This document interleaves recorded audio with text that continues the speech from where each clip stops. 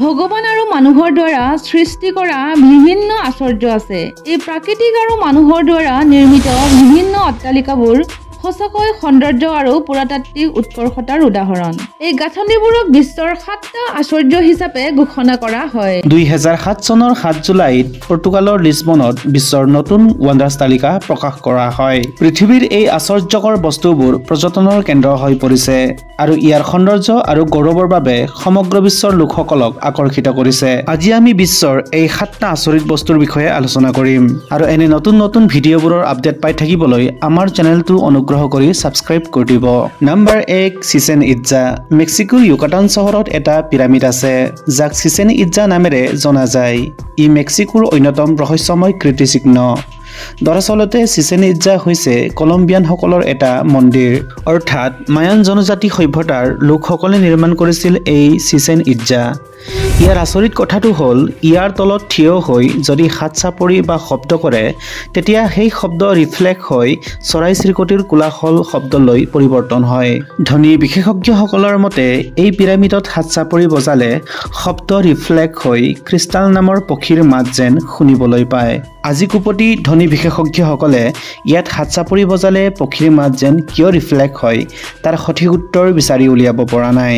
ইয়াৰ আন এক অদ্ভুত ৰহস্যটো হ'ল যে চিচেন ইটজা বেষ্টত থিয় হৈ যদি কোনোবা ড্ৰাম বা চিঞৰে তেতিয়া প্ৰতিবাৰে পৃথক পৃথক শব্দ ৰিফ্লেক্ট হয়। সেই বুলি এইটো কোৱা উচিত নহ'ব যে মায়ান লোকসকলে ইয়াৰ অদ্ভুত ৰহস্যৰ বিষয়ে জ্ঞাত আছিল বা এনে শব্দ ৰিফ্লেক্ট কৰিবৰ কাৰণেই এই পিৰামিড নিৰ্মাণ কৰিছিল বুলি। বৰ্তমান সময়ত এই স্থানত বহুতো মায়ান গাঁথনিৰ অৱশিষ্ট অংশ আছে, যাৰ ভিতৰত আছে বিখ্যাত এল কাষ্টিলো পিৰামিড, যি স্থানটোৰ কেন্দ্ৰত অৱস্থিত। চিচেন ইটজা কেন্দ্ৰটোৱে প্ৰায় 5 বৰ্গ কিলোমিটাৰ এলেকা আৱৰি আছে। Number 2 Christ the Redeemer. ই হৈছে পৃথিৱীৰ সকলোতকৈ ক্ৰিয়েটিভ ষ্টেটিউৰ ভিতৰত অন্যতম। ই হ'ল ৰিঅ' ডি জেনেৰিঅ' আৰু ব্ৰাজিলৰ প্ৰতীক। ই বিশ্বৰ সকলোতকৈ ওখ পঞ্চম যীশুখ্ৰীষ্টৰ মূৰ্তি, যাৰ উচ্চতা 98 ফুট আৰু ই কাৰ্কোভাডো পৰ্বতৰ ওপৰত থিয় হৈ আছে। যিসকলে প্ৰথমবাৰৰ কাৰণে মূৰ্তিটোৰ ওপৰত চকু ভোজ খায় তেওঁলোকক বিচলিত কৰা বহুতো বস্তুৰ ভিতৰত এটা হ'ল মূৰ্তিটো পৰ্বতৰ ওপৰত কেনেকৈ উঠিছিল বা কেনেকৈ নিৰ্মাণ কৰিছিল। মূৰ্তিটো টুকুৰা টুকুৰকৈ নিৰ্মাণ কৰি এখন ককহুইল ৰেলত পৰ্বতৰ ওপৰলৈ লৈ যোৱা হৈছিল, যিটো সেই সময়ত পৰ্যটকসকলক পৰ্বতৰ শিখৰলৈ লৈ যোৱাৰ বাবে ব্যৱহাৰ কৰা হৈছিল। ৰিঅ'ত যীশুখ্ৰীষ্টৰ মূৰ্তি নিৰ্মাণ কৰা ধাৰণাটো প্ৰথমবাৰৰ বাবে 1850 দশকত আহিছিল, যেতিয়া এজন স্থানীয় পুৰোহিতে কাৰ্কোভাডো পৰ্বতৰ ওপৰত এটা খ্ৰীষ্টিয়ান স্মাৰক স্থাপন কৰাৰ ধাৰণা লৈছিল। ই বিশ্বৰ 7টা আচৰিত বস্তুৰ ভিতৰত অন্যতম। নম্বৰ 3 চীনৰ প্ৰাচীৰ। বিশ্বৰ 7টা আচৰিত বস্তুৰ ভিতৰত চীনৰ প্ৰাচীৰ অন্যতম। পৃথিৱীৰ আটাইতকৈ মানৱ নিৰ্মিত স্মাৰক, যাক মংগোলিয়ান জনজাতিসকলক চীনৰ পৰা আক্ৰমণ আৰু প্ৰেৰণ কৰিবলৈ নিৰ্মাণ কৰা হৈছিল। গ্ৰেট ৱাল অৱ চাইনা বুলি জনাজাত চীনৰ মহান দেৱালয় চীনৰ এটা প্ৰাচীন দেৱালয়। দেৱালয়খন চিমেণ্ট, শিল আৰু ইটাৰে নিৰ্মিত। ইয়াক 1878 চনত সাজি সমাপ্ত কৰা হৈছিল আৰু ইয়াৰ উদ্দেশ্য আছিল চীনৰ সাম্ৰাজ্যৰ উত্তৰ অংশক শত্ৰুৰ আক্ৰমণৰ পৰা সুৰক্ষিত কৰা। ই হ'ল মানুহে নিৰ্মাণ কৰা আটাইতকৈ দীঘল গাঁথনি। ই প্ৰায় 21,196 কিলোমিটাৰ দীঘল, 9.1 মিটাৰ বহল আৰু 15 মিটাৰ ওখ হয়। দেৱালয়ৰ আগৰ অংশবোৰ শিলেৰে নিৰ্মিত। পিছলৈ মিং ৰাজবংশত তেওঁলোকে ইটা ব্যৱহাৰ কৰিছিল। ইয়াত 7000 ঘড়ী টাৱাৰ, সৈনিকৰ বাবে ব্লক হাউচ আৰু ধোঁৱাৰ সংকেত প্ৰেৰণ কৰিব পৰা সুবিধা আছে। 4 নম্বৰত আছে পেট্ৰা। আৰৱ মৰুভূমিৰ কাষত থকা এখন ঠাই য'ত আৰেথাছ চতুৰ্থৰ নাবাতিয়ান সাম্ৰাজ্যৰ ৰাজধানী আছিল। বিশ্বৰ 7টা আচৰিত বস্তুৰ ভিতৰত অন্যতম হ'ল এই জৰ্ডানৰ পেট্ৰা। সেয়েহে জৰ্ডান হ'ল আটাইতকৈ বেছি ভ্ৰমণ কৰা পৰ্যটকৰ আকৰ্ষণ কেন্দ্ৰ। ইয়াৰ ৰঙা ৰঙৰ শিলৰ গঠনৰ বাবে ইয়াক ৰোজ চিটি বুলিও জনা যায়। 1812 চনলৈ স্থানটো পশ্চিমীয়া বিশ্বৰ বাবে অজ্ঞাত আছিল। পেট্ৰা হৈছে আপুনি চাব লগা আটাইতকৈ আকৰ্ষণীয় ঠাই। জৰ্ডানৰ প্ৰাচীন পেট্ৰা চহৰখন 2004 চনত 100 নিযুত লোকৰ ভোট বাছনি কৰাৰ সময়ত বিশ্বৰ 7টা নতুন আশ্চৰ্যৰ ভিতৰত এটা হৈ পৰিছিল। চহৰখনৰ খোদিত কৰা গোলাপ ৰঙা শিলৰ অৱশিষ্ট সমাধি আৰু মন্দিৰসমূহ 1989 চনত সমগ্ৰ বিশ্বতে জনাজাত হৈ পৰিছিল। নম্বৰ 5 আছে মাচু পিচু। পেৰুৰ মাচু পিচু নামেৰে জনাজাত পৰ্বতৰ ওপৰত ডাৱৰৰ মাজত নিৰ্মিত এখন চহৰ।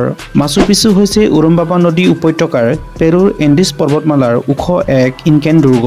ই ৫৫ শতিকাত নিৰ্মিত আৰু পিছত পৰিত্যক্ত। ইয়াৰ অত্যাধুনিক শুকান শিলৰ দেৱালয়ৰ বাবে বিখ্যাত। এই আকৰ্ষণীয় অট্টালিকাটো জ্যোতিৰ্বিজ্ঞানী সংৰক্ষণ আৰু মনোৰম দৃশ্যৰ ওপৰত আধাৰিত। ইয়াৰ সঠিক পূৰ্বৰ ব্যৱহাৰ আজিও ৰহস্য হৈ আছে।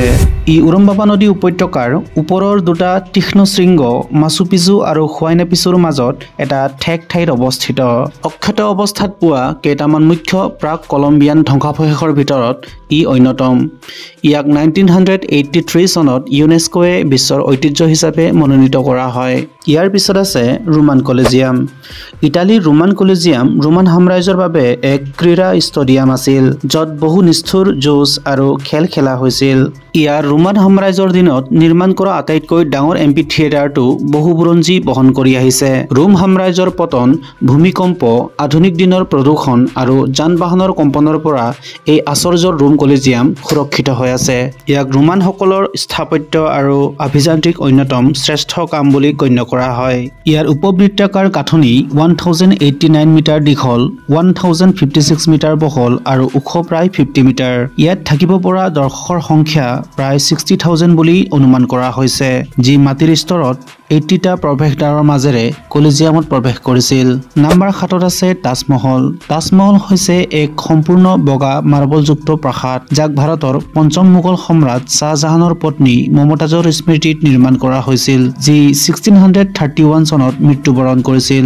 ইয়াৰ নিৰ্মাণৰ আঁৰৰ কাহিনীটোৰ বাবে এতিয়ালৈকে নিৰ্মাণ কৰা প্ৰেমৰ সৰ্বশ্ৰেষ্ঠ স্মাৰক হিচাপে অভিহিত কৰা হয়। হাজাৰ হাজাৰ শ্ৰমিকে ভৱনটো 2000 বছৰতকৈ অধিক সময় ধৰি শ্ৰম কৰিছিল। এই গাঁথনিটো এতিয়ালৈকে নিৰ্মাণ কৰা আটাইতকৈ ওখ মোগল সমাধি। ইয়াক মোগল স্থাপত্যৰ একক সৰ্বশ্ৰেষ্ঠ কাম বুলি গণ্য কৰা হয়। তাজমহলক দীৰ্ঘদিন ধৰি ইয়াৰ উৎকৃষ্ট সৌন্দৰ্য আৰু স্থাপত্যৰ বাবে বিশ্বৰ 7টা আচৰিত বস্তুৰ অন্যতম হিচাপে স্বীকৃতি প্ৰদান কৰা হয় আৰু 1982 চনৰ পৰাই ই ইউনেস্কোৰ বিশ্বৰ ঐতিহ্য ক্ষেত্ৰ হিচাপে চিহ্নিত হৈ আহিছে। আপোনালোকে ভিডিঅ'টো চাই কেনে পালে নিশ্চয় কমেণ্ট কৰি জনাব। আপোনাৰ মূল্যৱান সময় আমাক দিয়াৰ বাবে ধন্যবাদ।